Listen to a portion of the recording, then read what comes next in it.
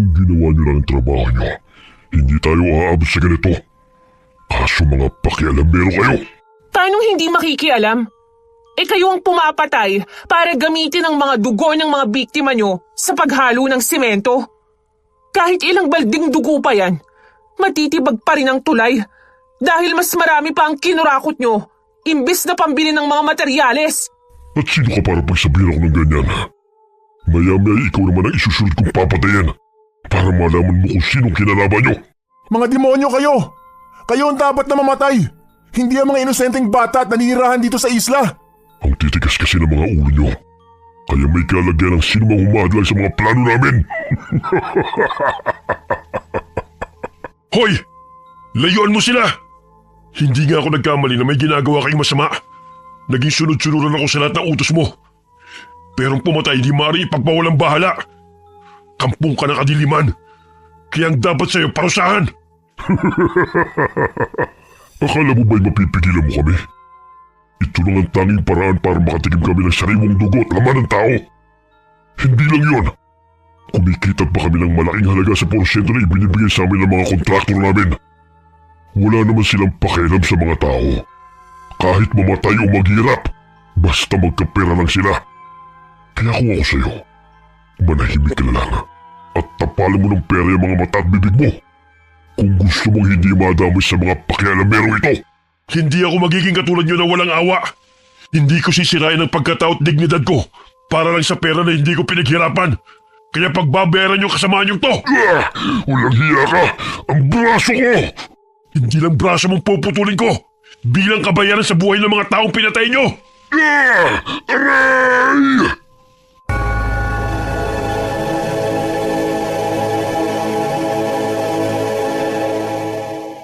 Maagang nagising si Anika upang makapagluto ng almusala. Sa gayon ay makakain na ang kanyang amang si Manggorio, sapagkat may iniinom itong gamot upang mapabilis ang paggaling ng namamaganitong paa at mga natamong sugat ng madulas sa gubat. Bitbit ang mga kahoy na gagawin sanang uling. Nawalan siya ng balanse, kaya't napilayan siya at nagkaroon ng malalim na sugat sa paa at sa braso. Tay, kumain na po muna kayo para lumakas kayo. May natirang isang basong bigas pa naman kaya naglugaw na muna ako. Anak, pagpasensya mo ng tatay ha. Naging pasalin mo pa ako. Mahal na mahal ka namin ni June, kaya kailangan na alagaan kita. Kagaya ng pag-aalaga mo sa amin. Babawi ako sa inyo mga anak kapag gumaling na ako. Huwag mo munang isipin yan, Tay. Ang importante ay magpalakas ka. Bukas ay maghahabi na ako ng mga bag kapag natuyo na ang mga ibinilad kong abaka para kahit papano'y may pambili tayo ng pagkain. Tsaka graduating naman tong si June sa elementarya. Hindi siya pwedeng huminto sa pag-aaral. Kung hindi lang sana ako napilayan di sana'y nakapagtrabaho na ako sa bukid. Ako nang bahala, Tay. Magpahinga na muna kayo rito sa bahay. Maagang nabiyudo si Manggorio matapos na isilang ng asawang bunso nilang anak na si June. Tanging sa kumadron at tradisyonal na manggagamot umaasa ang mga taong naninirahan sa baryo dahil malayo ang ospital sa naturang lugar. Kinakailangan pa nilang tumawid ng dagat, sakay ng bangka upang makarating sa bayan. Matapos na mailuwal ang sanggol, ay humina ang tibok ng puso ni Aling Tina. Dahilan ng pagpanaw nito. Hindi na muli nag-asawa si Manggorio sapagkat naging abala na ito sa pagtatrabaho para sa dalawang anak. Naging mahirap din sa kanilang transportasyon ng kanilang mga produkto dahil sa kakulangan ng sasakyang pangtawid dagat. Tay, bukas po sasama ako kay Aling Lorna sa bayan para po ilako tong mga nagawa kong bag. Sabi niya, maraming mga turista sa terminal na pinupuntahan niya tuwing araw daw po ng Miyerkules. Anak, alam mo namang ayaw ko kayong tumatawid ng dagat, hindi ba? Mula nang nalunod ang tilando mo ng tumaubang bangkang sinasakyan nila. Natatakot na akong tumawid pa ng dagat. May mangyari pang masama sa inyo. Lalo na't hindi pa naman dumarating kagad ang tulong. Tsaka mahigit kalahating oras pang nalakbayin sa dagat bago makarating sa daungan. Tay, kung oras mo na talaga, oras mo na. Ang iba nga riyan, umiinom lang ng tubig, namamatay na. Isa pa, hindi pwedeng tumunganga lang tayo rito. Walang magbibigay sa atin ng pera. Sana gumaling na ako. Para ako na naghahanap buhay nang hindi na kayo nahihirapang magkapatid. Kaya ko naman po eh. Tsaka, kailangan yung pagalingin ng pilay nyo. Ang sabi ni Lolo Nonoy, malaki ang pinsala nyo sa paa. Bukod sa pilay eh, namamaga pa yung sugat nyo. Buti na nga lang, nakahingi ako ng libreng antibiotic kay Kapitan para mainom nyo. Siya nga pala, Tay, kumikirot pa ba ang sugat nyo?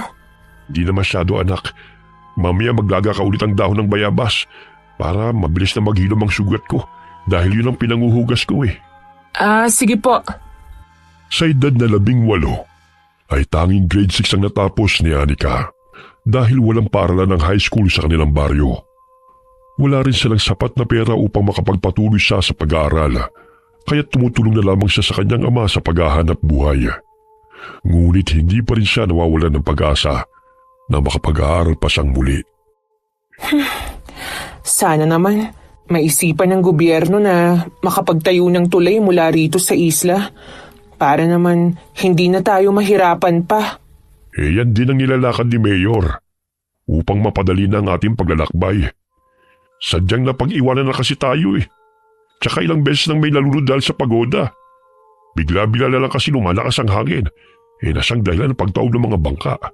Oo nga, Tay.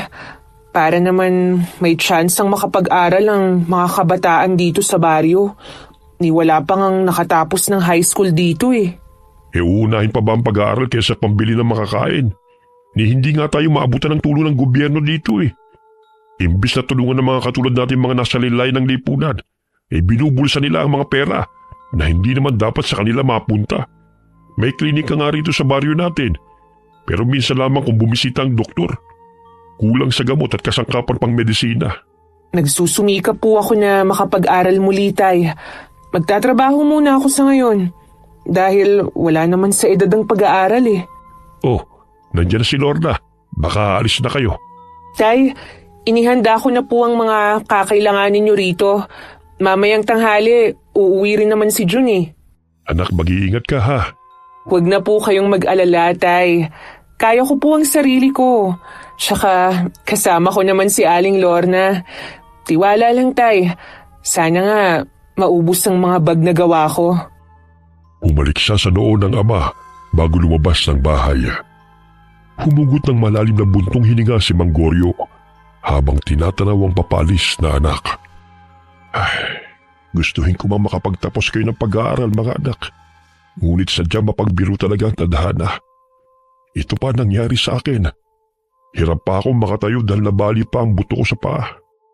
Tanging talbos ng kamote at saging na saba ang kanilang pagkain sa tuwing wala silang bigas. Mabuti na lamang at may mga pananim sila sa kanilang bakurana. Kaya't kahit papano ay nakakaraos sila sa araw-araw. Aling Lorna, aalis na ba tayo? Ay oo, Ineng. Hinihintay ko lang si Benji. Paparating na rin yun. Sasama pala si Benji? Ang ingay-ingay pa naman nun. May sinasabi ka ba, Ineng? Ang sabi ko, hintayin na lang po natin siya. Siya kasi ang magiging bangkero natin ngayong araw. Mabuti nga napakiusapan ko eh. Naku, si Benji? Marunong ba siyang mamangka? Mamaya, tumaubang bangkang sasakyan natin eh. Marunong siya. Nung isang araw siya nga ang kasama namin eh. Kahit na pagewang-gewang, ligtas naman kami nakarating dito. Hindi pa nga talaga siya marunong. Oh, wala na kayong nakalimutang dalhin? Pasensya na't nahuli ako dahil may inutos pa si inay sa akin eh. Wala na. Nandito na ang lahat eh, ikaw na lang ang kulang. Abay, humuhugot ka pa, Aling Lorna. Alam kong wala pa kayong asawa, pero hindi ikaw ang tipo kong babae. Si Anika siguro, pwede pa. Tigil-tigilan mo ako, Benji Tulungan mo na nga lang kami sa pagbubuhat ng mga walis at bag. Basta't ikaw, kahit hindi mo na iutos yan, tutulungan talaga kita. Magkababata sina Benji at Anika. Ngunit mas matanda ito ng 2 taon sa dalaga. Matagal na itong may gusto kay Anika, ngunit kaibigan lang ang turing niya sa binata. Ilang sandali na pasigaw ang dalaga nang magsimula na magsagwan si Benji sapagkat pagewang-gewang ang bangka. Ano ba yan, Benji? Marunong ka ba talagang mamangka? Magtiwala ka lang sa akin. Tsaka marunong naman akong lumangoy. Sakaling tumaob tong bangka, sasagipin kita. Umayos ka nga. Mamaya, tumaob nga to eh. Mag-focus ka nga sa ginagawa mo. Paano ko makakapag-focus? Nakakasilaw yung ganda mo. May kasama kayo oh. Hindi niyo ba ako nakikita? Sa laki kong to parang invisible na ako ah. May pagganyan pa kayong bitawan ng linya. Totoo namang maganda tong si Anika eh. Ayaw lang niya maniwala. Maganda ka riyan. May maganda bang mata na lang ang namumuti? Samantalang ang balat ko'y sunog na oh. Sus! Kahit na nangingitim ka na, masisilahin ko pa rin ang ganda mo. Kasing liwanag ng bituin yang mata mo, Anika. Hoy! Ayusin mo nga ang pagsagwan. Mamaya mabangga pa tayo sa malalaking bato oh. Huwag kang mag-alala. Malaki naman ang salbabida natin eh. Salbabida? Nasaan? Hindi mo ba nakikita? Ayan oh, si Aling Lorna. Loko-loko ka talagang bata ka. 8:00 na ng umaga dumating sina Anika sa daungan. Itinabi ni Benji sa pangpangang bangka at nagsimula na silang maglakad upang ilako ang kanilang panindang bag na gawa sa abaka at mga walis tambo. Pumunta tayo sa palengke. Maraming tao ngayon doon dahil araw ng Miyerkules. Sigurado ako maraming mamimili at natitiyak kong magugustuhan nila ang mga paninda mo, Anika. Ang gaganda pa naman ng disenyo ng bag na yan. Siyempre naman. Magandang gumawa eh. Ikaw kanina ka pa ha? Tara na nga. Buhatin mo niyang mga dala natin. Sus, hindi na mabiro. Alam nga naman si Aling Lorna ang sasabihin kong maganda. Halatang hindi naman. Hoy ikaw, Benji! Nung kabataan ko maganda rin ako, no? Kasing payat ako ni Anika. Maraming ang naglalaway sa alindog ko. Kung marami naglalaway, bakit di ka ba nakapag-asawa? Naging pihikan kasi ko. Wala ko natipuhan. Gusto ko kasi ng mayaman at gwapo. Pero wala naman talaga mayaman sa isla. Puro dukha. Hindi sana pumunta ka rito sa bayan para naman makabingwit ka ng mayaman na bulag. Bakit naman bulag pa? Para hindi makitang itsura ni Aling Lorna at hindi tumakbo. Hoy, grabe ka naman kay Aling Lorna. Mabait naman siya. Namumuro ka na talaga sa panlalait sa akin, ha? Mamaya hindi kita bayaran, sige ka. Nako, hindi pwede yan ha. Nagkandakuba na ako sa pagkarga sa mga walis at bag na binibenta nyo. Pues, tumahimik ka. May mga turistang lumapit sa kanila at bumili ng bag at walis. Napahanga si Anika dahil tila totoong manika ang kanyang kaharap. Maputi, matangos ang ilong at kulay asul ang mga balintataw. Grabe, ang ganda-ganda niya. Para siyang buhay na manika. Ay, oo nga. Nung kabataan ko, ganyan din ako ka-sexy eh. Huwag nga kayong managinip ng gising. Kung may kamukha man kayong manika noon, Aling Lorna, yun ay ang manika ng mangkukulam. Ni sa kalingkingan ng magandang babaeng yan walang-wala kayo. Siguro kalyo, pwede pa. Naku, paano ba yan, Aling Lorna? Ilalait ka na naman Huwag mo na siyang bayaran pa. Uy, hindi pwede no. Nagsasabi lang ako ng totoo. Tsaka alam ko may katangian yan si Aling Lorna na wala ang mga turistang yan. Kahit na malapad ang kanyang ilong, bagay naman sa bilugan niyang muka. Alam niyo bang ang mukhang yan ang natitipuhan ng mga foreigner? Hala, baka naman dito ka pa makatagpo ng forever mo, Aling Lorna. Ayun lumingon yung kanu rito. Baka nagustuhan ka niya. Talaga? Sandali at aayusin ko lang ang buhok ko. Ay, oo nga po, Aling Lorna.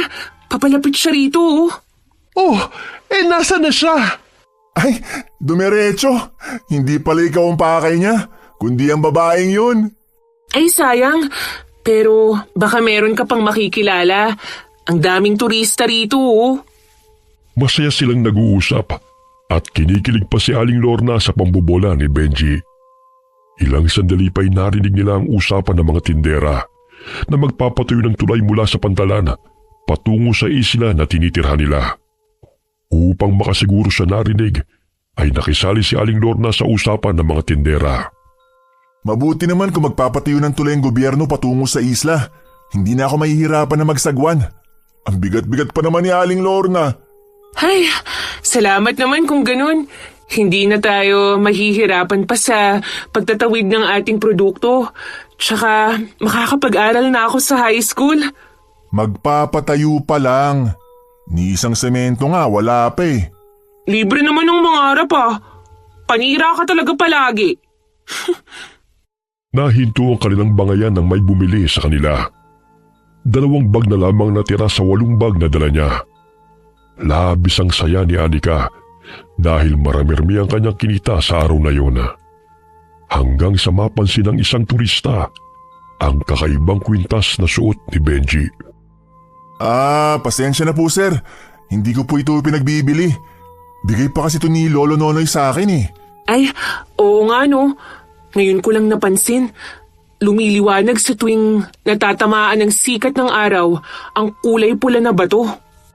Nagpupumilit pa ang lalaki at nag-alok na bibigyan si Benji ng 500. Ngunit malaki ang halaga ng kwintas na yun sa binata dahil ipinamana pa yun ng kanyang lolong albularyo kay Lolo Nonoy bago yun ibinigay sa kanya. Umalis na lamang ang turista at tanging bag na lang ang binili. Gustong-gusto talaga niya ang kwintas mo. Saan kaya nakakakuha ng ganyang mga bato? Para naman may dagdag sa mga paninda natin. Ha? Hindi basta-bastang bato to no? May basbasto mula sa ninunong babaylan. Matanda na si Lolo Nonoy, kaya't sa akin niya pinamana to. Pero wala talaga sa isip ko ang manggamot eh. Ang sabi niya, balang araw, magbabago rin daw ang isip ko. Dahil ramdam niya na ako raw magmamana ng kakayahan niya. Pero malabong mangyari yun. Eh di subukan mo. Nakapwesto na tayo rito oh. Kaya kunwari, manghihilot ka. Baka naman may maniwala na albularyo at manghihilot ka nga. Baka matakot pa sa akin at sabihin na hinihipuan ko sila. Wag na. Itong walis at bag na lang ang tinda natin. 4:00 na ng hapon sila umuwi. Bumili ng bigas ang dalaga at sariwang isda upang pagsaluhan nilang mag-aama. Ang swerte talaga ng tatay at ng kapatid mo sa'yo, Anika. Sigurado akong maswerte din ang magiging asawa mo. Wala pa sa isipan ko ang pag-aasawa. Ang makatulong muna sa pamilya, yun ang prioridad ko. Hindi pa nga ako nakakapag-aral ng high school eh. Ayokong mag-asawa na hindi nakapagtapos sa pag-aaral. Marunong ka namang magbasa at magsulat. Pwede na yun. Tawagin mo na nga si Aling Lorna. Nalibang na sa pagkwekwentuhan sa mga tindera oh. Hindi na tungkol sa tulay ang pinag-uusapan nila eh, kundi sa love life na. Ibibida na naman nun ang mga nanliligaw sa kanya. Pero ni isa walang nakatuluyan. 7:00 na ng gabi nakauwi si Anika. Sapagkat mula sa daungan ng bangka ay mahigit 40 minuto pa ang kanyang lalakarin patungo sa kanilang bahay. Hinatid siya ni Benji at nadatnan niyang kumakain ng talbos ng kamote ang ama't kapatid. Tay, may dala po akong bigas. Sandali at magsasayang lang ako. May dala rin akong bangus na pwede nating ipang-ulam. Ay mabuti naman kasama mo itong si Benji. Nag-alala na ako dahil ginabi na kayo sa pag-uwi. Si Aling Lorna kasi nawili sa pakikipagkwentuhan sa mga tindera. Pero tay, naubos po yung bag na gawa ko dahil maraming turista sa bayan. Tsaka, alam niyo po ba, narinig namin sa mga tindera na sa susunod na buwan na raw mag-uumpisang pagpapagawa ng tulay. Naku, pag nagkataon mapapadali na po ang pag-aangkat natin ng produkto sa bayan. Ay sana nga matuloy yan. Mang Goryo, aalis na po ako. Magandang gabi po. Benji, salamat sa paghatid mo kay Anika ha. Ay, walang anuman po. Sa susunod na araw naman, Anika, kita-kits tayo. Ay, Akala ko dito ka na maghahapunan. Hintayin mo na lang na maluto itong sinaing tsaka pritong bangus. Ay, hindi na. Sumasakit na ang tiyan ko sa dami ng kinain ko kanina eh. Parang magbabawas na nga ako eh. Ha? O sige na nga, umuwi ka na. Kaya palang baho ng dampi ng hangin kanina eh. Uuwi na nga ako. Ang sakit na ng tiyan ko eh. Hindi ko na talaga mapigilan. Natatawa pa si Anika habang tinatanaw palayo si Benji. Malapit lang naman ang bahay nito sa kanila, kaya't patakbo itong umuwi. Ang binata ang pinakamalapit niyang kaibigan, sapagkat itong madalas niyang tagapagtanggol sa tuwing inaaway siya ng mga kaklase nila noon. Ngunit tanging kapatid lamang ang turing niya sa binata, kahit na alam niyang matagal na itong may gusto sa kanya. Anak, magpahinga ka na. Alam kong pagod ka eh. Inihahanda ko lang po itong mga abakang gagawin kong bag bukas, Tay. Hindi pa naman ako inaantok eh. Huwag mo masyadong bugbugin ang katawan mo sa trabaho. Mamaya magkasakit ka pa eh. Ayos lang naman po ako, Tay. Isa pa, nakaupo lang ako sa gilid ng kalsada buong araw. Si Benji po ang taga-bitbit tsaka taga-tawag ng mga mamimili. Mabuti na lamang at nandyan si Benji. May taga-buhat kayo. Sadyang mabait na bata talaga yon. Loko-loko ka mo. Paano hindi sasakit ang tiyan niya eh? Walang tigil ang kadaldalan. Mula umaga hanggang makauwi kami, walang preno talaga ang bibig. Parang hindi na uubusan ang kwento. Kaya ayun, kinabag tuloy. Ayaw mo nun hindi ka antukin. Kawawa nga si Aling Lorne. Madalas niyang napagtitripan. Mabuti na lang, hindi pikon dahil nabobola niya. Nakakatuwa talaga si Benji. Matapos mo rin anak, matulog ka na ha. Opo, Tay. Kinabukasan ay maagang gumising si Anika upang gumawa ng mga bag na gawa sa abaka. Tinutulungan rin siya ng kapatid niya upang marami-rami ang kanilang magagawa. Napadaan si Benji sa tapat ng kanilang bahay, kaya't napansin niyang magkapatid. Oh, Anika! Ang sipag ah! Ang aga mo naman. Saan ba ang punta mo ngayon? Mukhang nakabihis ka. Mag-a-apply kasi ako bilang construction worker. Dumaan kagabi ang pinsan kong si Miguel sa bahay. Ang sabi niya, naghahanap na daw ng mga trabahador sa gagawing tulay. Talaga? Baka pwede ako ron. Lalaki ang kailangan, hindi babae. Gumawa ka na lang ng bag dyan. Kaya ko namang magtrabaho ng gawaing panlalaki ah. Mas malakas pa nga ako sa yung magbuhat ng mabibigat eh. Lalaki nga ang hinahanap. Ang kulit mo rin eh. O siya, baka mahuli pa ako. Hinihintay na ako ni Miguel. O sige. Mag-ingat ka ah. Tinatanaw ng dalaga ang kaibigan habang lumalakad palayo. Gusto niya magtrabaho dahil malaki-laki ang kanyang sasahurin kung sakaling matanggap siya sa construction. Kahit maging helper man lang, sapagkat sapat lang sa pambili ng pagkain ang kinikita niya sa paggawa ng bag. Lalaki ang kailangan. Pwede naman akong magpanggap na mukhang lalaki ah. Magpapagupit lang ako ng maikli at magdadamit panlalaki. O anak, si Benji ba yung kausap mo? Opo, Tay. Mag-a-apply sila ni Manuel bilang construction worker sa gagawing tulay. Nag-uumpisa nang maghanap ng mga trabahador. Sayang. Kung hindi lang sana ako baldado ngayon ay makakapagtrabaho pa ako roon.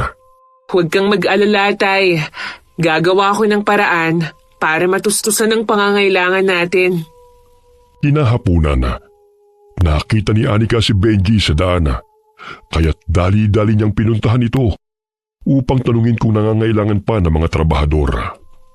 Benji, kumusta? Natanggap ka ba? Oo, 500 kada araw ang sasahurin. Sa wakas, makakahawak rin ako ng malaking halaga ng pera. Benji, tulungan mo naman ako. Ipasok mo ako ron. Kaya ko naman ng trabahong yun eh. Lalaki nga ang kailangan, hindi babae. Ang tigas talaga ng ulo mo. Sus, problema ba yun? Kaya ko namang maging lalaki. Marunong ka namang gumupit ng buhok. Oh, itong gunting. Gupitan mo na ako. Sige na. Naku, paano kung mabisto tayo? Hindi naman nila malalaman kung wala kang pagsasabihan. Sige na, gupitan mo na kasi ako. para maging lalaki na ang itsura ko. Ay, pambihira ka talaga. Sige na nga. Wala nang nagawa si Benji kundi ang sundin na lamang ang pakiusap ni Anika sa kanya. Matapos niya itong gupitan ay tumawa pa siya dahil nanibago siya sa maikling buhok ng kababata. Ano ba yan, Anika? Hindi bagay sa iyong maikling buhok. Parang bagito na hindi makabasag pinggan. Tse! Basta, bukas na bukas. Samahan mo ako sa pinag-applyan mo ha. Hindi naman nila malalaman na babae ako eh. Marunong naman akong magpakalalaki. Kaya mo bang magbuhat ng semento? Baka naman lalamya-lamya ka. Gusto mo buhatin pa kita rin eh. Di hamak na mas malaki ang katawan ko kaysa sa'yo, no? Wala yan sa laki ng katawan, kundi sa lakas. Baka imbis na magtrabaho ka ikaw pa tong bubuhatin dahil nahimatay ka na. Lah, sanay ako sa trabaho, no? Baka nakakalimutan mong tumutulong ako sa pangunguling kay tatay. Kaya ko kayang buhatin ng isang sako. Oo na, naniniwala na ako. Bukas sasamahan na kita. Kailangan ko talaga ang trabahong to eh. Para naman maipagamot ko si tatay sa bayan. May pupuntahan ka pa ba? Wala na. Kinuha ko lang tong mga pinatuyo kong abaka sa burol kanina. Uuwi na rin naman ako eh. Basta, bukas, maaga pa tayong aalis dito ah. Oo na, tol. Mag-ensayo ka ng kumilos at boses lalaki para hindi ka mabisto. Huwag kang mag-alala. Kaya ko yan. Ako pa. Nagsuot ng sombrero si Anika upang hindi gaanong mapansin na nagpagupit siya ng buhok. Kahit papano'y nagkaroon siya ng pag-asa na makapagtrabaho upang makapag-ipon ng pera. Pagdating niya ng bahay, ay agad siyang naghanap ng maluwag na damit na gagamitin niya sa pag-a-apply ng trabaho. Kinabukasan, maagang nagising si Anika. Napansin ni Manggoryo ang bago niyang itsura. Kaya't nagtaka ito sa biglaang pagpapagupit ng anak. Anak, ang aga mo naman yatang nagising. May pupuntahan ka ba ngayon? At saka, bakit sobrang ikli naman yata ng gupit mo? Mukha ka ng lalaki Talaga, tay? Oo. Pero bakit naman bigla niya pagpapagupit mo ng ganyan? Noon ayaw mong paiklian ang buhok mo. Mag-a-apply kasi ako ng trabaho eh. Kailangan na maikli ang buhok. Sige tay, maliligo muna ako. Sige anak. Ay nako, pambihirang bata ito. Kung ano-ano na lang ang pinapasukan trabaho para lang magkapera. Kahit na ayaw niya noon nagupitan ng mahaba niyang buhok nagawa niya ngayon dahil sa hirap ng buhay. Ay nako, sana makalakad na ako para naman makapagtrabaho na ako na maayos. Kahit papano'y natuto si Manggoryo sa paghahabi ng sombrero na gawa sa abaka na nilalako ni Anika sa bayan. Ngunit naging matumal ang bentahan sa tuwing walang turista. Kaya't gano'n na lamang ang kagustuhan ng dalaga na makapagtrabaho sa pagpapagawa ng tulay sa isla. Tay, hihiramin ko muna ang lumang pantalon mo Ibabalik ko na lang mamaya pagka-uwi ko. Ano ba yung itsura mo, anak? Maging ang pananamit mo nagbago na. Ano ba nangyayari sa yung bata ka? Huwag kang mag-alala, tay. Babae pa rin ako. Ito lang talagang naisipan kong paraan sa ngayon upang kumita ng malaking pera. Sige, tay. Aalis na po ako Dadaanan ko pa si Benji sa bahay nila Anak, mag-iingat ka ha. Kayo talagang dalawa kung ano-ano nang pinaggagawa nyo.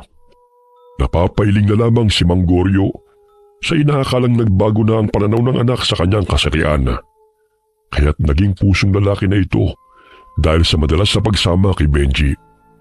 Ngunit hindi naman niya masisisi ang anak sapagkat ito na ang naghahanap buhay para maiahon ang kanilang pamilya sa kahirapan. Huy, Benji! Gising na! 7:00 na Akala ko ba maaga tayong aalis?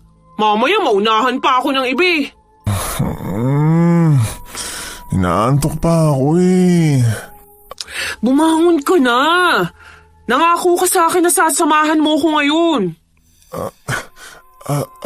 Anika, ikaw na ba yan? Grabe, parang tomboy na tomboy Ano? Bagay ba sa akin ang forma ko, ha? Hiniram ko ang pantalon na to ni tatay. kapag natanggap ako sa trabaho, samahan mo akong mag-ukay-ukay para naman may maisuot akong damit. Oo na, magbibihis lang ako. Ang sarap pa sanang matulog eh. Hindi ka na ba maliligo? Magmumug ka naman, uy! Naaamoy ko pa ang panis mong laway eh. Oo na nga. Atat ka naman masyado eh. Naputol tuloy yung magandang panaginip ko. Mamaya mo na lang ituloy yan. Ang importante sa ngayon, makapasok ako sa trabaho. Pikit matang nagbuhos ng tubig si Benji sa katawan. Wala pang 5 minuto ay agad na siyang natapos sa paliligo at magbibihis. Oh, tayo na. May mga muta ka pa Tanggalin mo nga yan. Nakakadiri eh. Minamadali mo ako tapos magrereklamo ka? Baliw ka rin talaga eh, no? Teka. Dapat hindi Anika ang gagamitin mong pangalan. Dapat syempre panlalaki. Nick na lang. Para hindi ako malito kung sakaling tawagin ako. Pwede. Talagang handang-handa ka na. Siyempre naman. Hindi na dapat pinalalampas ang magandang oportunidad. Lalo na't kinakapos na talaga kami. Naaawa naman ako kay tatay tsaka kay June sa tuwing nauubusan kami ng bigas. Basta yung boses mo baka makalimutan mo at lalamya-lamya ka mamaya. Paninindigan ko ngayon ang pagiging lalaki. 9:00 na nang makarating sila sa gusali na kanilang aaplayan. Kinakabahan pa si Anika dahil baka mabisto siya na mag-i-interview sa kanya. Ngunit dahil taga-sityo baybay siya at kilala niya si Miguel na siyang pinsan ni Benji, ay agad siyang natanggap. Kaya't gano'n na lamang ang kanyang tuwa. Lumabas siya ng gusali na namumutawi ang ngiti. Binatukan pa niya si Benji na nooy nakaupo sa silang kahoy sa labas ng gusali habang naghihikaba. Tanggap ako, tol! Sinabi ko, kilala niyo akong magpinsan. Ay, aray ko naman. Iba ka rin talaga pag natutuwa, no? Nananakit. Ay, sorry. Sobrang saya ko lang eh. Ilang linggo na lang, mag-uumpisa na tayo. Kinakailangan kong ihanda ang aking sarili para sa nalalapit na trabaho. Sa gayon makapag-ipon ako ng pera para sa kinabukasan namin. Oo na. Ilang beses ko na yung narinig. Oh, saan na tayo pupunta ngayon? Ay, samahan mo nga pala ako sa ukay-ukay para naman may maisusuot akong pantalon tsaka t-shirt. Wasak-wasak na tong pantalon ni tatay Kung nakakapagsalita lang to, siguro sasabihin nito, pagpahingahin niyo na ako! Habang namimiling na bangga ni Anika ang isang lalaki, matipuno ang katawan at may mapupungay na mga mata. Nagkatitigan sila, kaya't hindi maiwasan ng dalaga na mapahanga sa maamong mukha nito. Ay, pasensya ka na, Totoy Hindi ko sinasadya. Totoy? Oo nga pala. Pasensya na rin ho kayo. Hindi ko rin ho kasi kayo napansin eh. Tumango ang lalaki at muling bumalik sa pamimili ng mga pantalon. Siniko pa siya ni Benji dahil napagkamalan pa siyang bagito. Akalain mo yun? Tinawag kang Totoy?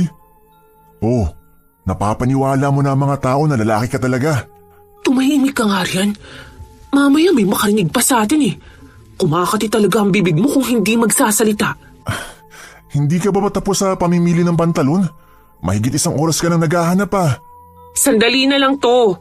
Kahit 3 piraso okay na. Ang laki kasi ng mga nakukuha ko eh. Dapat kasi sa pambata ka pumili ng maisusuot mo. 4'11 ba naman ang height mo? Dito ka pa sa pangmatanda. Tsaka ang payat mo pa. 3 pantalon pero mahigit 1 oras na, wala ka pang nahahanap. Heto na nga may nakita na. Puro ka reklamo dyan.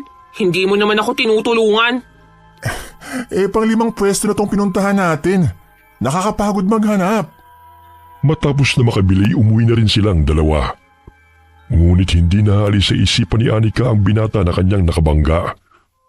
Napapangiti pa siya dahilan na mapansin siya ni Benji. Uy, kanina ko pa napapansin parang nagniningning yung mga mata mo Siguro malakas ang tama ng lalaki na kabangga mo kanina, no? Anong pinagsasasabi mo? Hindi kaya. Masaya lang ako dahil natanggap na ako sa trabaho. Malaking tulong kaya sa amin yun. Sus, sa tinagal-tagal natin magkakilala, alam ko ang bawat kilos mo, no? Kahit masaya ka, hindi ganyan kung kumislap yung mga mata mo. Kung ano-anong mga pinagsasasabi mo. Ayan na yung bangka oh. Sumakay na nga tayo. Pagdating nila ng Pangpang ay nakasalubong nila si Aling Lorna. Naabala sa pagkipagkwentuhan sa ilang mga kababaihan. Benji, doon tayo dumaan. Baka mapansin ako ni Aling Lorna sa ganitong ayos eh. Mamaya, magtanong pa yun kung bakit nag-ayos akong panlalaki. Rinig pa rito ang kwentuhan nila, oh. Ang lakas-lakas talaga ng boses niya. May mga nawawalang bata raw sa bayan. Narinig ko yun sa radyo na pinapakinggan ni tatay. Ay nako, alam mo naman ng mga kabataan ngayon. Pinagsasabihan lang ng mga magulang ay naglalayas kagad. Karamihan, sumasali sa grupo para magnakaw. Katulad nung isang linggo, pinuntahan ako ng mga bata para hingian ng pera. Kalain mo yun, pinakitaan pa ako ng kutsilyo. Baka kung saan-saan na pumunta ang mga batang yun dahil pinaghahanap na ng mga pulis. Ay, oo nga no. Tara na, tumitingin na si Aling Lorna rito. Tinawag ng babae si Benji. Ngunit nagkunwari itong hindi narinig at dali-dali silang naglakad. Anika, bilisan mo. Nakita nga niya tayo. Takbo! Magsichismis lang naman yan eh. Ang dami na naman sigurong nasagap na balita. Sinabi mo pa, kaya nga nahawa ka na sa kadaldalan niya eh. Humahangos na nakarating sila sa bahay ni na Benji. Nagtatawanan pa silang dalawa ng dumiretso sa likod ng bahay. O siya, uuwi na ako ah. Salamat sa pagsama sa akin. Sabik na akong makapag-umpisa sa trabaho. Sus, baka wala pang isang araw eh, tumigil ka na agad dahil hindi mo makayanan yung trabaho. Hindi mangyayari yun no. Lahat kakayanin ko para sa pangarap at pamilya ko. Hindi ako pwedeng sumuko. Oo na. Sige na, umuwi ka na. Mamaya may makakita pa sa'yo rito sa ganyang ayos. Kahit na anong pangasar ni Anika kay Benji, ay hindi pa rin siya iniwan ng kaibigan. Kaya't malaking pasasalamat niya sa binata sa lahat ng suporta nito sa kanya. Dumating ang araw ng pagsisimula sa paggawa sa tulay. May mga engineer at kontraktor na dumating sa isla upang suriin ang lugar. Hanggang sa magsimula na ang construction ng tulay. May mga kasamahan din silang trabahador na hindi taga-isla at sa ibang bayan pa nang galing. Pamilyar ang lalaking yun ah. Siya yung nakabanggaan ko sa ukay-ukay. Oh, Anika, Nick, bakit nakatunganga ka riyan? Mamaya makita ka pa ng mga boss natin at patalsikin ka pa sa trabaho. Kailangan natin magpakitang gilas sa kanila. Nandito pa naman silang lahat. Heto na nga oh. Bubuhatin ko na ang simento. Naku, kaya mo ba talaga? Baka mamaya bigla ka sumuko. Umuwi ka, wala pang isang araw ha? Kaya ko nga. Tsaka ayusin mo ang tawag mo sa akin ha. Mamaya, malaman pa nila na hindi ako... Umaga sa inyo. Ako pala si Derek. Ako nga pala si Ani... si Nick. At siya naman ang kaibigan kong si Benji. Namumukha ko kayo. Ikaw nga rin eh. Parang ikaw yung nakabangga ako sa ukay-ukay. Ang liit lang ng mundo, no? Dito pa tayo nagkita uli. Oo. Sa Karatig Bayan ako nakatira. Derek? Di ikaw palang foreman rito. Sinabi sa akin ng pinsan kong si Miguel. Sir, magkatrabaho na ho kami. Ito kasing si Nick eh. Nagtanong sa akin kung saan namin dadalhin yung mga semento. Alam mo na, naninibago lang sa trabahong to. No problem. Gusto ko lang makipagkilala sa inyo. Mas gwapo pala siya sa malapitan. Ang bango-bango niya. Uy, tol, tayo na. Mamaya, pagalitan pa tayo ni sir. Dali na natin itong mga semento doon. Ha? Sige. Pawis na pawis habang binubuhat ni Anika ang hinalong semento sa balde. Kahit mahirap man ang trabaho, ay tiniis ni Anika yun. Nakaagaw ng pansin ng mga engineer at kontraktor na naroon habang nag-uusap. Nakasuot ng sunglasses sa mga ito. Ay, Iba talaga kapag mataas ang pinag-aralan. Magtuturo lang ng gagawin at hindi na kailangang magbuhat ng mabibigat. Malaki pa ang sweldo. Hindi katulad sa mga laborer na lahat ng hirap at pagod ay dinaranas. Pero kakarampot na sahod lang ang natatanggap. Oh, parang malalim na naman yung iniisip mo ah. Kung pagod ka, magpahinga ka na muna. Hindi po, sir. Ayos lang po ako. Uminom lang po ako ng tubig. Tama yan, ang init pa naman ngayon. May iba ako. Ang ganda pala ng lugar nyo rito, no? Payapat nakaka-relax ang tanawin. Siguro, sa mga dayo na katulad nyo, maganda ang isla. Ngunit para sa amin na taga rito, napakahirap ho ng buhay. Kaya't laking tulong sa amin ang pagpapagawa ng tulay patungo sa bayan. Ang init-init, ba't ayaw mo hubarin yung t-shirt mo? Ha? Ay, hindi na. Hindi ako sanay maghubad eh. Bakit naman? Puro lalaki naman tayo rito ah. Tignan mo, pawis na pawis ka na sa suit mong pantalon at t-shirt. Okay lang naman ako, sir. Hindi kasi ako sanay na naghuhubad sa maraming tao. Ay, sir, wag mo nang pahubarin yan. Nahihiya siya dahil ang daming peklat sa katawan eh. Mabuti nga gumaling ng mga galis niyan bago nakapagtrabaho rito eh. Galis? Hoy! Wala akong... Oo nga. Nakakahiya po ang mga peklat ko sa likod. O siya, ikaw nang bahala, Nick. Kung saan ka komportable. Nakakatuwa talaga kayong dalawa. Umalis sa kanilang kinaroroonan si Derek at pinuntahan ng ibang trabahadora. Napakamot-ulong natatawa si Benji sa itsura ni Anika na namumula at tagaktak ang pawis. Ay naku, ayan tuloy. Napansin ni Foreman ang suot mo. Ang laki-laki kasi ng t-shirt mo at pantalon eh. Pwede ka naman magdamit ng panlalaki, hindi nga lang ganyan. May extra jersey ako doon. Akin na nga yan. Hindi mo naman sinabi na pwedeng magsuot ng ganun dito eh. Dali-daling nagbihis si Anika at agad na bumalik sa trabaho. Pag-ewang-gewang pa siyang lumalakad habang binubuhat ang sako ng semento. Dahilan na natawang muli ang kaibigan. Oh, akala ko ba sanay ka sa pagbubuhat ng mabibigat? Parang hindi mo na kaya. Tumahimik ka nga. Siyempre naninibago pa ang katawan ko, no? Masasanay rin ako. Parang ang lakas-lakas mo eh. Hindi mo kayang buhatin ang mga sako ng buhangin kanina? Sus, yun lang. Sisiw lang sa akin yun, no? Binuhat nito ang sako ng semento. Ngunit nandilat ang mga mata ng binata nang dagdagan pa ng isang sako ni Anika ang nasa kanyang likuran. Aray. Pambihira ka naman, oh. Ang bigat na nga. Dinagdagan mo pa. Oh, ang sabi mo kaya mo. Paisa-isa lang. Ikaw naman, dinoble mo pa yung pasanin ko eh. Baka mag-overtime pa tayo, no? Kaya hinay-hinay lang. Baka bukas, lupay-pay na ang katawan natin sa trabaho ngayong araw. Di ba nga, ikaw na nagsasabi na kailangan nating magpakitang gilas? Kaya mo na yung 2 sako ng simento. Ikaw pa? Aray! Lumagutok na yung buto ko. Loko-loko ka talaga. Kunin mo na yung 1 sako. Ako, kaya mo na yan.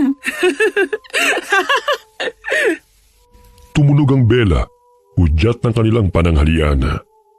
Dumating si Aling Lorna bitbit ang basket na naglalaman ng paninda nitong pagkain. Dumiretso ito kina Benji nang makita nito ang binata. Kaya't dali-daling binalot ni Anika gamit ng damit ang kanyang mukha upang hindi siya makilala at mabisto ni Aling Lorna. Ngunit sadya itong magaling kumilatis ng tao kaya't nakilala niya si Anika. Hoy Anika, kahit na ipulupot mo pa yung damit mo sa mukha mo, nakikilala pa rin kita. Bakit ka nagtatrabaho rito? Hinaan mo nga yung boses mo, Aling Lorna. Ang ingay-ingay mo talaga. Aray! Tanggalin mo yung kanina sa bibigat ilong ko. Puro ka naman simento yan. Oo na, ako na to. Pero wag nyo namang lakasan ang boses nyo. Kailangan ko ang pera. Kaya pinasok ko ang trabahong to. Alam nyo namang hindi pa nakakalakad si tatay eh. Kaya ko naman ang trabaho dito sa construction. Kaya wala namang problema. Nick ang pangalan ko rito. Kaya sikreto lang natin to ha. Ano bang tinitinda nyo dyan? Pautang nga muna. Utang ka dyan! Hindi pwede! Malulugi pa ako sa'yo! Wala pa kaming sahod. Kakaumpisa pa lang namin. Babayaran ka naman namin eh. Di ba, tol? Oo nga, Aling Lorna. Sa ganda mong yun dapat nagpapautang ka. Alam mo bang ang gagwapo ng engineer at saka mga kontraktor na pumupunta rito? Irereto namin kayo sa kanila. Mabait na babae pa naman ang natitipuhan nila. Yun bang katulad mo? Talaga? Sige.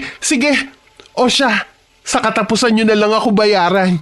Basta ipakilala nyo ako sa mga boss nyo.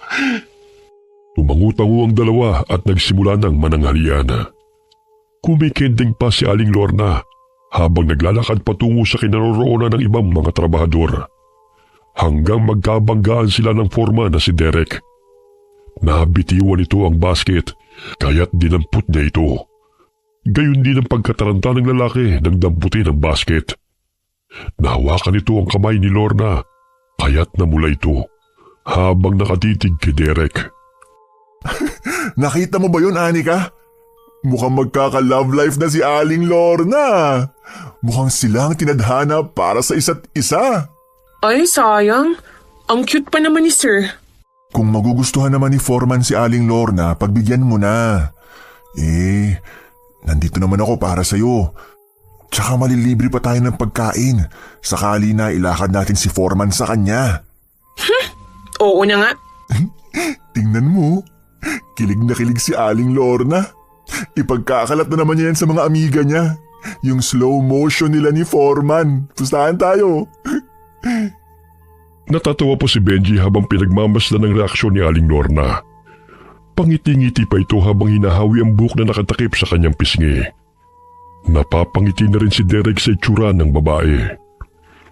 5:00 ng hapon na. Oras na rin ang uwian. Samantalang may mga trabahador pang naiwan upang mag-overtime. Naroon pa rin ang kontraktor at ang engineer habang nakasubaybay sa ilang mga naiwang construction worker. May 2 barracks na ipinagawa di kalayuan sa ginagawang tulay upang maging pahingahan ng mga manggagawa. Ngunit mas minabuti nila Benji at Anika na umuwi sa kanilang bahay. Anika, napansin mo ba na may mga trabahador na parang hindi napapagod magtrabaho? Nag-overtime pa sila hanggang ngayon.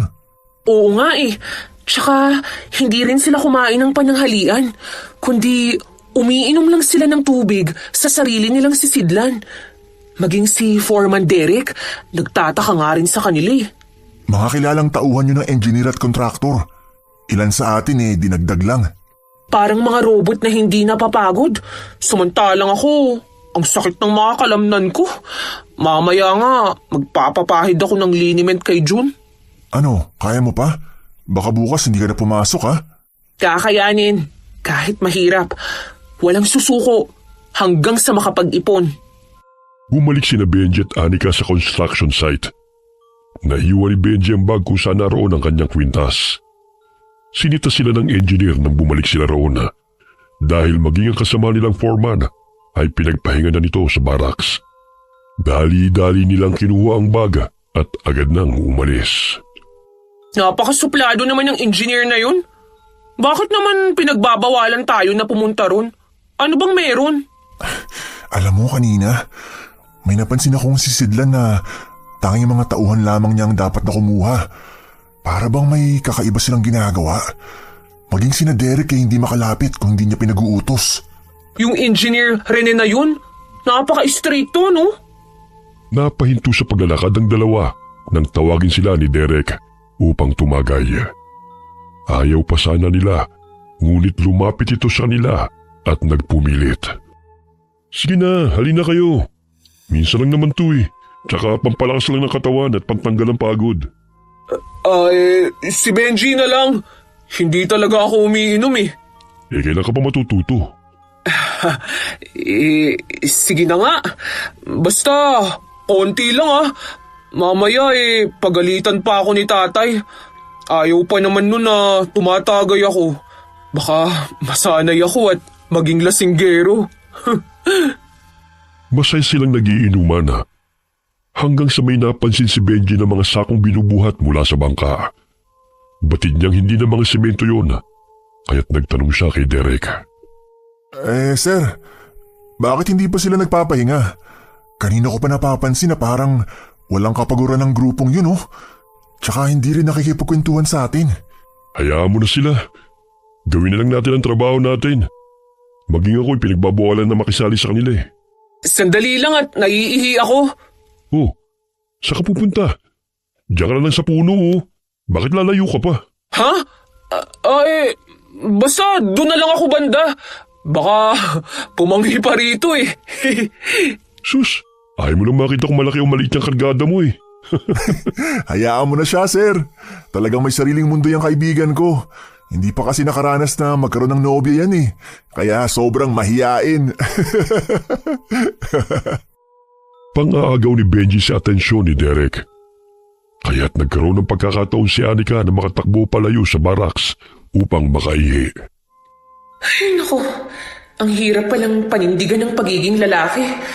Hindi man madali pero dapat kayanin ko. Sandali, ano tong malapot na nakapako sa lupa? Parang ang lansa.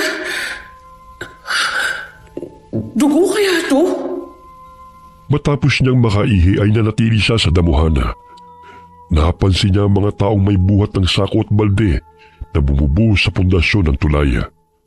Naaninaw niya na hindi yun pangkaraniwang tubig dahil kulay pula. 2 baso pa lang ang nainom ko. Hindi pa naman ako lasing. Parang may kakaibang ang ginagawang engineer na yun at ang mga tauhan niya. Bakit kaya ayaw niyang sumali kami sa trabaho nila? Tsaka mula pa kaninang umaga, hindi pa napapagod ang mga tao niya sa pagtatrabaho. Anong klaseng tao sila na walang kapaguran? Anika, Nick. Kanina ka pa dyan ah. Sinong pinagmamasdan mo dyan? Ha? Wala. Umuwi na tayo. Gusto ko na talagang magpahinga eh. Magpaalam na lang tayo kay Sir Derek. Bukas na lang natin ipagpatuloy ang pagtagay. O sige, inaantok na nga rin ako eh. Habang tumatagal ay parami na ng parami ang nawawalang kabataan sa isla. Maging sa mga karatig bayan ay naging haka-haka ang pagpapagawa ng tulay ang siyang dahilan. Ngunit pinabulaanan yun ng mga kontraktor at engineer. Dahil ayon sa kanila, walang katotohanan ng ibinabot ng kwento ng mga tao. At ang mga sumasalungot sa proyekto ang siyang nagpapakalat ng maling impormasyon tungkol sa kanila. Sa mahigit 1 buwan natin nagtatrabaho bilang laborer, wala naman tayong napapansin na pinapatay ng mga bata. Siguro kurakot meron pa. Baka meron nga silang ginagawa na hindi lang natin nalalaman. Alam mo, Benji, may mga napapansin akong bahid ng dugo. Pero sinabi lang ng isang tauhan ni engineer dahil daw yun sa sugat niya nung maapakan niya yung pako. Pero imposible naman na ganun karami ang dugo na lumabas sa kanyang sugat. Gawin na lang natin ang trabaho natin kung ayaw nating mapaalis. Hindi ko na nga nakikita si Mitoy eh. Ilang araw na. Pero kahapon hinanap siya ng asawa niya. Hindi rin alam kung saan pumunta. Naku, baka naman ng babae. Pero kahit ganun yun umuwi pa rin yun sa kanila. Mag-iisang linggo na siyang hindi nagpapakita eh. Nung araw ng sahod, kasama pa natin siya. Oo nga. Pero yun ang huling araw na nakita ko siya. Habang nagbubuhat ng mga buhangin, ay napansin ni Benji ang punit-punit na damit sa gilid ng dalampasigan. Naalala niya na yun ang suot na damit ni Mitoy nang huli niya itong makita. Pasimple niya yung kinuha at napansin niya ang bahid ng dugo dito. Ngunit natigilan siya nang sitahin siya ng tauhan ni engineer at pinabalik kung saan siya nakatokang magtrabaho. Masama ang kutob ko. Parang may kinalaman nga sila sa pagkawala ni Mitoy. Totoo kaya ang sabi-sabi na inaalayan o binubuhusan ng dugo ang pundasyon ng mga gusali at tulay upang maging matibay? Oh, Benji! Tulungan mo muna si Nick sa pagbubuhos ng semento. Opo sir. Hayaan mo na yung mga basura dyan. Mamaya na natin linisin.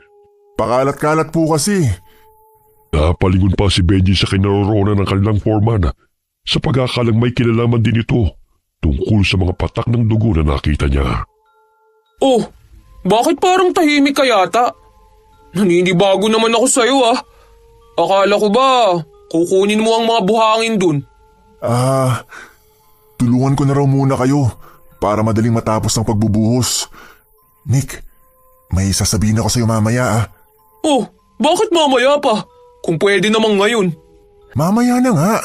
Ang kulit mo rin Baka may makarinig pa sa atin. Pagalitan pa tayo. Nahinto ang kanilang usapan nang mapadaan sa kanilang likuran si Derek. Tumulong rin ito sa mga manggagawa upang mapabilis ang trabaho. Naninibago sina Benji dahil ilan lamang sa mga tauhan ni engineer ang naroon. Ngunit nagbabantay lamang sa mga manggagawa. Bagamat tuwing gabi tanging parehong grupo pa rin ang nag-overtime. Oras ng tanghalian ay pasimpleng kumain ng dalawa, hiwalay sa ibang mga trabahador. Seryoso silang nag-uusap tungkol sa nakita ni Benji. Nick, naaalala mo ba nung huli nating nakasama si Mitoy? Yung damit niya, natagpuan ko kanina sa damuhan. Tsaka may tsinelas din. Maaaring tama nga ang kutob natin na may nangyayaring masama rito tuwing gabi. Manmanan kaya natin. Isumbong natin sa mga pulis kung totoo nga ang hinala natin. Paano? Wala naman tayong laban sa mapeperang mga tao dito. Sa panahon ngayon, kung marami kang pera, kakampi mo ang batas. Pero kung mahirap ka, kulong ka agad kahit na pagbibintangan lang. Yun lang. Pero hindi naman pwedeng hayaan na lang na marami pa ang namamatay habang ginagawa itong tulay. Anong silbi nito? Kung inuunti-unti na pala ang buhay ng mga taga-isla, ayoko namang umabot sa punto na pati tayo mapahamak dahil wala tayong ginawa kahit na may mga nakikita na tayong kahina-hinala. Aba, seryoso ang usapan ng aking mga anak-anakan Oh, anong ulam nyo riyan? Bakit hindi nyo ako hinintay? Itlog, bakit? May masarap na ulam ka bang dala para sa amin? Aba, syempre naman. Anong gusto mo? Adobo o kaldereta? Utang o bigay? Bigay ko na lang. Nasaan ang poging foreman ninyo? May dala akong ulam para sa kanya. Parang nasubsob naman kayo sa harina sa kapal ng pulbo nyo Bawasan nyo nga yan, Aling Lorna. Konti nga lang yan Maputi nga ang pisngi nyo. Pero nangingitim naman ang leg at braso nyo. Paano ko magugustuhan ni Sir nyon? Wala sa itsura yan. Alam nyo ba? Mukhang natitipuhan na ako ni Pogi. Nagtama ang aming paningin. Tapos, muntik na maglapat ang aming mga labi. Kaya ngayon nag-lipstick ako. Bagay ba sa akin, ha? Akala ko atswete yan O ayan, papunta na siya rito. O Anika, bakit nakabusangot ka? Huwag mong sabihin type mo rin si Pogi. Akin na siya, ibalato mo na sa akin. Nakabusangot? Hindi kaya. Huwag kang ganyan. Mapagkakamalang kang bakla sa itsura mong yan. Lorna, nandito ka na pala. Tamang-tama na nananghalian kami. Dinalang kita ng ulam. Ito, magpakabusog ka. Huwag mo na rin bayaran yan. Niluto ko talaga yan para sa'yo. Ang bait mo talaga. Sige, salamat Ilahihimatayin si Aling Lorna nang umiti si Derek. 40 na siya at mas matanda siya ng 5 taon sa lalaki. Ngunit hindi siya nawawala ng pag-asa na may magkaagusto sa kanya. Ang pogi mo talaga, sir. Kamukha mo si Wawi de Guzman yung gumanap sa Esperanza. Pakiramdam ko tuloy ako si Esperanza. Esperanza? Baka naman Espasol. Mukha kasi kayong espasol sa kapal ng pulbo nyo Tumahimik ka nga riyan, Benji. Nag-uusap pa kami ni sir Muntik nang maibuga ni Anika ang inunguyan nitong pagkain sa kalokohan ng kaibigan. Pigil ang kanyang tawa habang tinitignan ang mukha ni Aling Lorna na tila kinikilig na nakikipag-usap sa lalaki. Baka gusto mong sabayan kami sa pagkain. Hindi na. Busog na ako. Makita lang kita kumpleto na ang araw ko. Ilang sandali pa'y umalis na si Derek bitbit ang ibinigay nitong ulam. Tila batang patalon-talon pa ito sa harapan ng dalawa habang kinikilig. Ay hala, tumigil ka nga Aling Lorna. Mamaya lumindol pa rito. Hindi pa nga natatapos ang ginagawang tulay. Baka masira pa sa pinaggagawa mo. Ikaw kanina ka pa ha? Sinisira mo talagang araw ko eh. Bawiin ko pa yung ulam mo eh. Ay, hindi pwede. Alam mo bang sinabi ko kay Foreman na mabait ka at maalaga? Tamang-tama. Naghahanap yun ng jojowain. Talaga? Mabuti naman kung ganon. O sige, aalis na ako ha. May pupuntahan pa akong birthday eh. Ipagbalot mo na lang kami. Oo ba? Basta wag ninyong kalimutan ha. Ilakad niyo ako kay Pogi. Ay nako, ang lakas ng tama niya kay Sir Derek. Ngayon ko lang nakita na nag-lipstick yan eh. Aba, malay mo. Magkagusto nga si Sir Derek sa kanya. Mapagmahal, maalaga, at higit sa lahat, palagi pang busog kapag siya ang kasama. Kahit na tayo nga nililibre niya. Oo niya. Sus, nagtatampo ka pa. Alam mo namang ayoko mapunta ka sa iba eh. Che, tumahimik ka nga. Hindi na malaya ng dalawa na pinagmamasdan sila ni Derek. Napapangiti pa ito dahil kung hindi sila parehong lalaki ay mapagkakamalan itong magkarelasyon silang dalawa. Kinagabihan ay nagmanman sina Anika at Benji.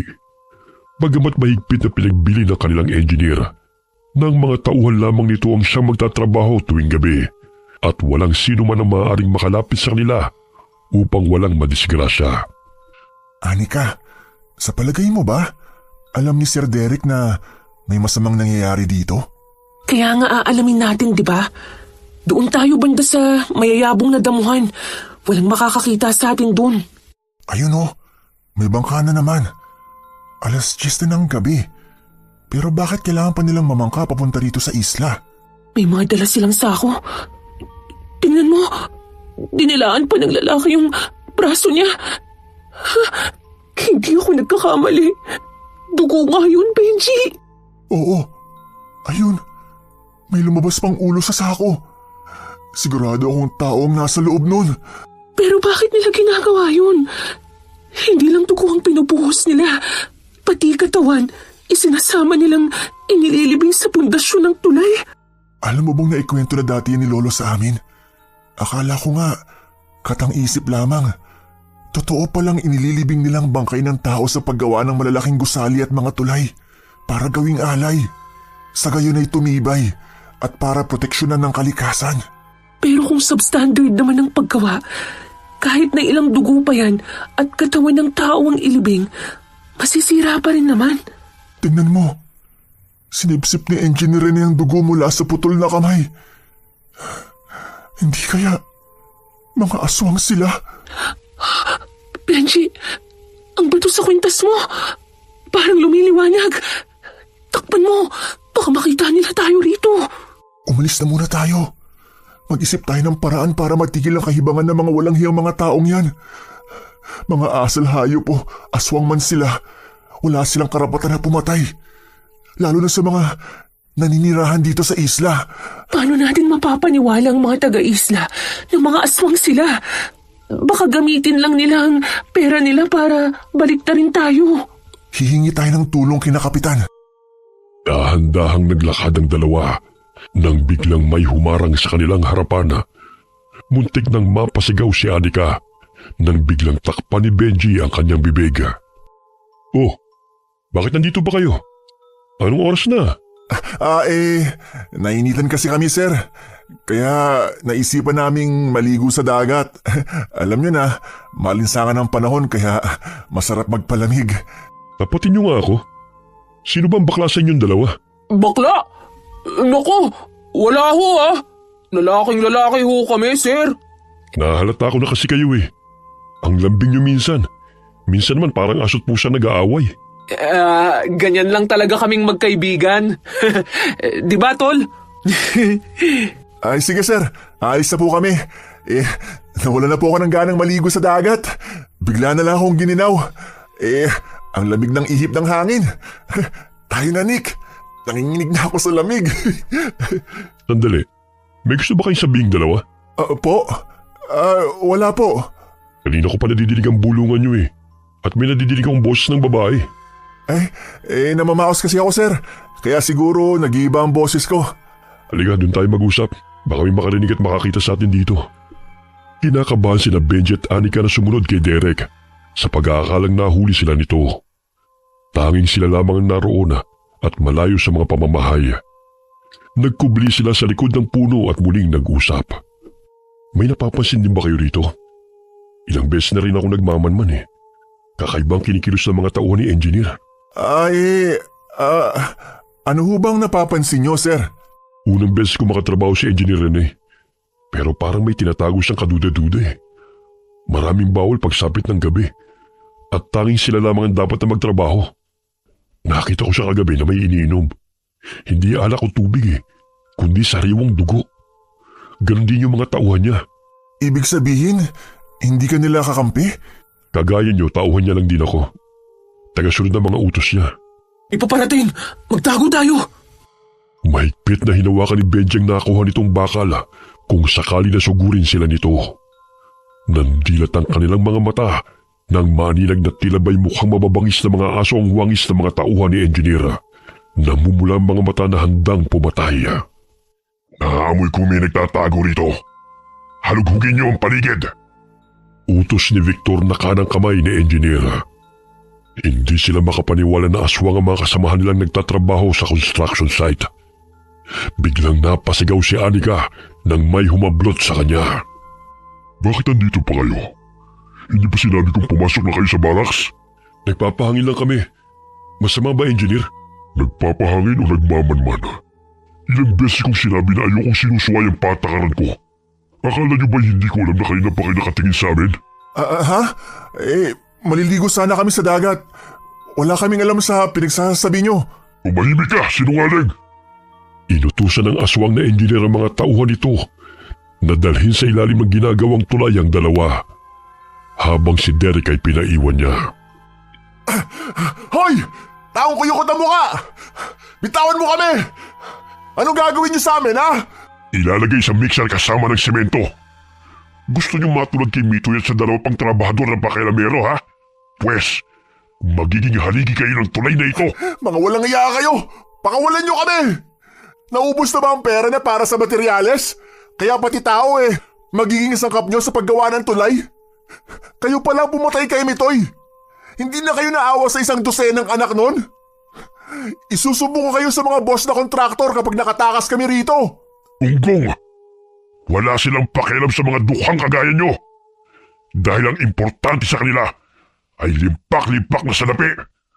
Kahit ilang tao pa ang mamatay, hindi yun makakaapekto sa kanila. Sapagkat ang pagpapayaman ang siyang pangunahing prioridad nila. Kahit anong sigaw nila ay hindi nadidinig ng mga kasama nilang nasa barracks. Dahil sa pagod ay mahimbing nang nakatulog ang mga ito.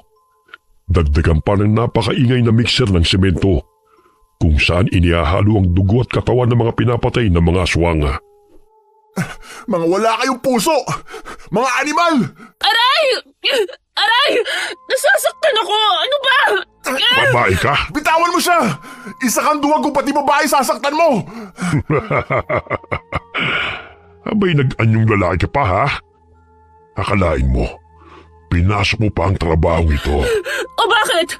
May reklamo ka? Ikaw nga anyong hayop at asal hayop ka pa. Hindi naman ako nagre-reklamo ah. Pakawalan mo na kasi ako. Akala mo ba'y maaawa ko sa'yo? Kahit kailan hindi ako nakakaramdam ng awa. Dahil ang importante sa amin ay makalasap ng sariwang dugo bago ibaon kayo sa tulay na ito. Mga sakim! Mga animal kayo!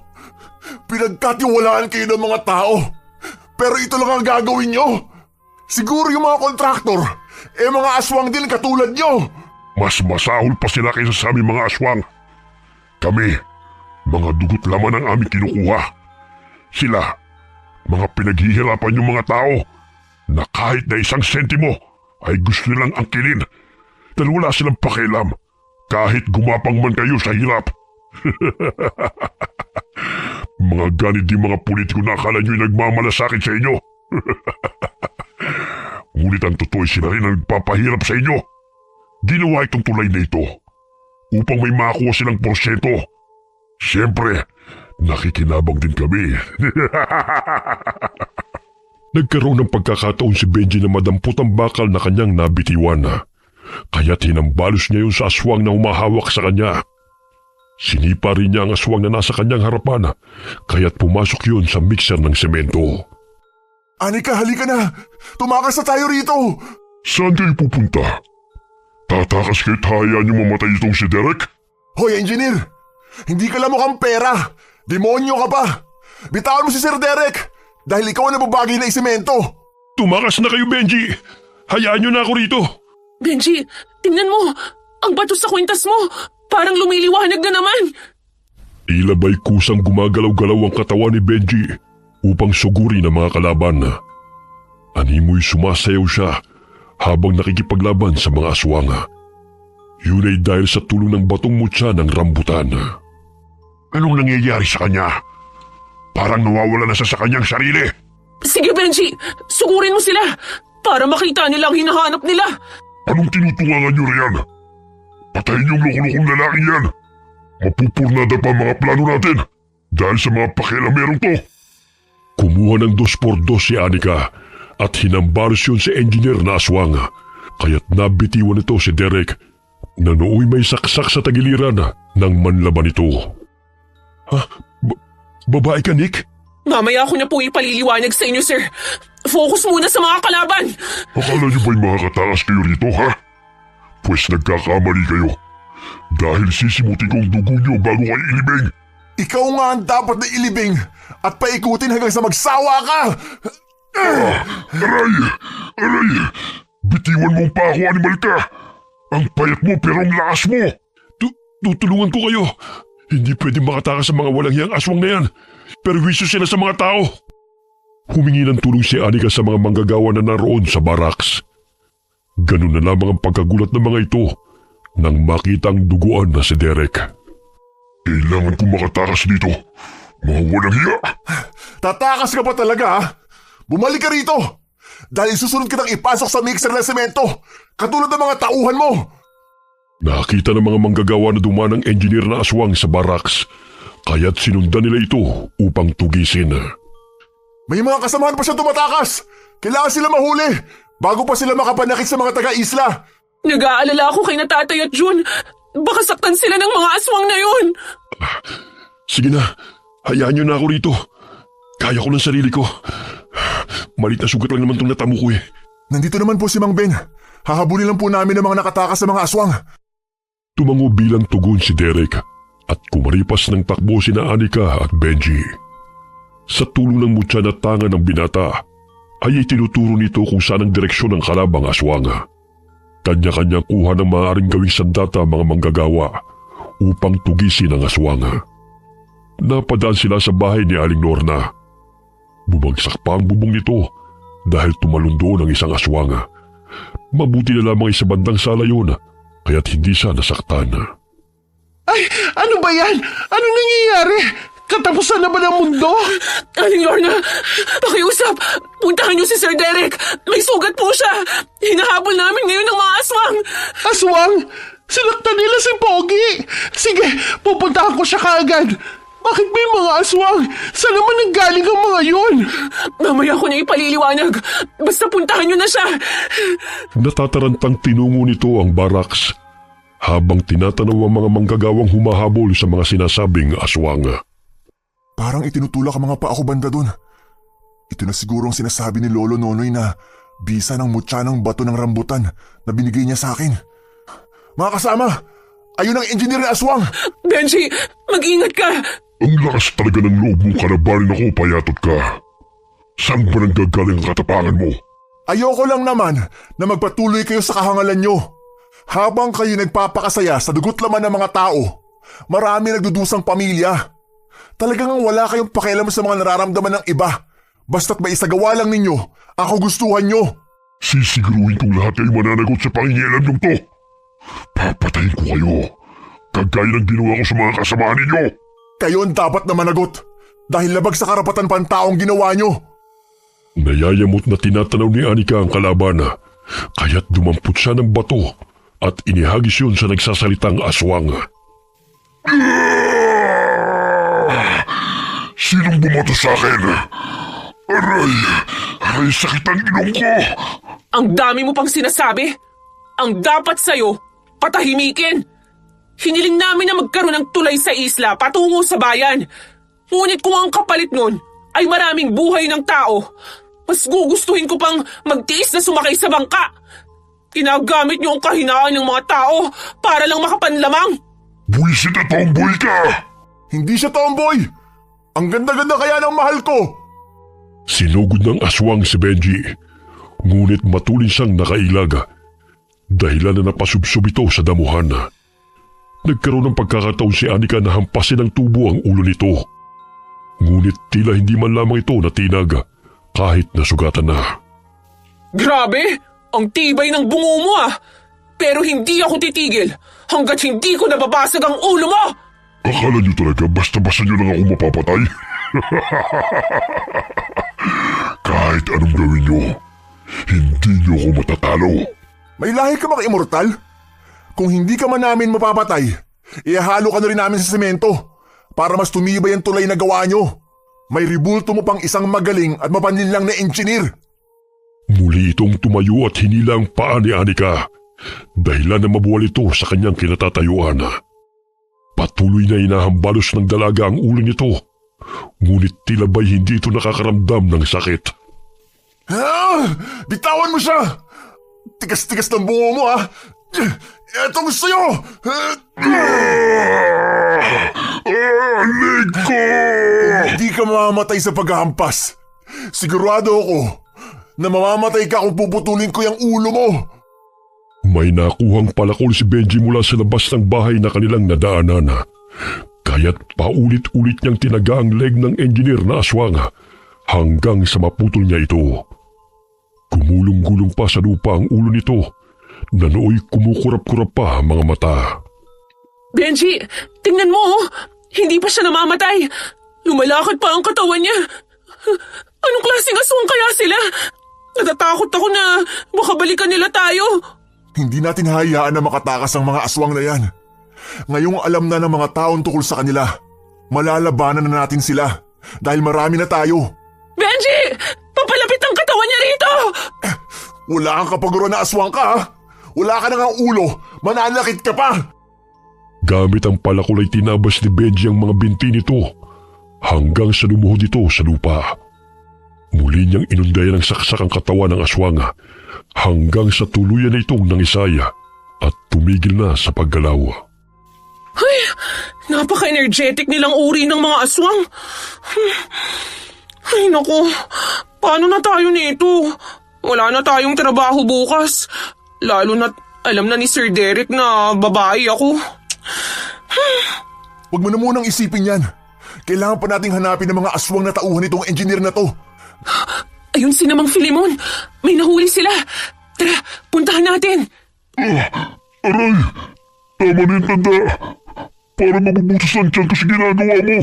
Galit na galit si Mang Filimon dahil ilang linggo na rin nawawala ang kanyang apo. Hanggang ngayon hindi pa natatagpuan. Sigurado akong isa siya sa biktima ng mga aswang. Kaya hindi na sila kailangan pang kaawaan dahil sa dami ng buhay na pinatay nila. Aray! Tulong mga kasama! Mukhang mahina ang isang aswang na yan. Hindi kagaya ng engineer na makunat. Baka kulang pa ang dugong na inom niya, kaya mahina siya. Sandali. Parang tinuturo ng mutya na pumunta tayo ron. Ang dilim-dilim na ron, Benji. Ako na pupunta doon. Dito ka lang. Sasamahan na kita. Baka mapano ka pa eh. Dahan-dahang lumakad doon sina Anika at Benji. Nadidinig nila na may humahangos na nagkukubli sa talahiban. Hinawi ni Benji mga dahon na tumambad sa kanyang paningin ang aswang na napalukip-kip sa mga talahiba. Pakiusap, maawa kayo. May pamilya rin ako naghihintay sa akin. Nagmamakaawa ako. Hindi ako masamang katulad nila. Benji, siya si Marlo. Yung tumutulong sa atin na tauhan ni engineer. Pakiusap, tulungan niyo ako. Hindi ko kayang pumatay. Hindi ko sukat akalain na aabot sa ganitong trabaho namin. Hindi pa ako nakakayang nakainom ng dugo ng tao. Pinsan ko si Victor na kanang kamay ni engineer. Huli ko na nalaman na pumapatay sila. Gusto kong tumakas. Pero sinabi sa akin ni Victor na kung tatakas o magsusumbong ako, ay papatay nila ako ng pamilya ko. Kaya ginawa nila akong aswang. Pakiusap, tulungan niyo ako matanggal ang ipinula nila sa katawan ko. Ayoko maging demonyo katulad nila. Nagsasabi ka ba niyang totoo? Baka naman niloloko mo lang kami para hindi ka namin patayin. Nagsasabi ako ng totoo. Maniwala kayo sa akin. Hindi siya nagsisinungaling. Ayon na rin sa binubulong ng Mutyang Gabay. Kailangan niya ng tulong natin. Doon tayo dumaan para hindi tayo makita ng mga tao. Kailangan na magamot siya ni Lolo Nonoy bago mahuli ang lahat. Nasugatan sa paa ang aswang na kanilang tinulungan dahil naapakan nito ang nakausling pako nang biglang may humarang sa kanilang daraanan. Saan kayo pupunta? Abay kumampingan na sa mga taong yan, Marlo. Samantalang mas giginhawa ang buhay ng pamilya mo kung sinunod mo lang mga sinasabi ko sa'yo. Ayokong maging masama katulad nyo. Umalis ka na rito. Hayaan mo ng mga bata nito, Victor. Katulad natin, nagtatrabaho sila upang mabuhay. Hindi makatulungan ng pagpatay nyo sa mga inosenteng tao. Kahit anong gawin mo, isa ka ng aswang at hindi na magbabago yun. Papatayin ka rin ng mga tao kapag nalaman nilang isa kang kalaban. Hoy! Ikaw na kupal ka! Unang araw pa lang ng trabaho, kumukulo na talaga ang dugo ko sa'yo eh. Nararamdaman ko na talagang wala kang gagawing tama. O bakit? Anong gagawin mo sa akin? Papatayin lang naman kita, katulad ng engineer na makunat. Hindi pa kayo nakukontento sa pangungurakot. Pumatay pa kayo. Inilabas ng aswang ang mahaba nitong dila upang sugurin si Benji. Ngunit binato siya ng tubo ni Anika. Dahilan na tamaan ito sa pisngi. Nadagdagan ang galit nito. Kaya imbis ng binatang sugurin, ay si Anika ang tutusukin nito ng mahaba at matulis nitong dila. Ngunit humarang sa harapan ng dalagang aswang na kanilang tinulungan. Kaya't sa tiyan nito tumusok ang matalim na dila ng kalabang aswang. Umalis na kayo, Benji. Ako nang bahala kay Victor. Hindi ka namin pababayaan, Marlo. Ilbahi ka! Pati pinsan mo, gusto mong patayin, Victor! Kayo may kasalanan ng lahat kung bakit umabot sa ganito. Papatayin ko pati pamilya nyo. At hindi ako titigil hanggat hindi ko kayo nauubos sa islang ito. Yun ay kung papayagan ka namin na makaalis pa rito sa isla. Inulungan ng mabait na aswang ang magkaibigan upang kalabanin ang aswang na si Victor. Hinawakan nito ang dila ng kalabang aswang upang hindi na makatakas.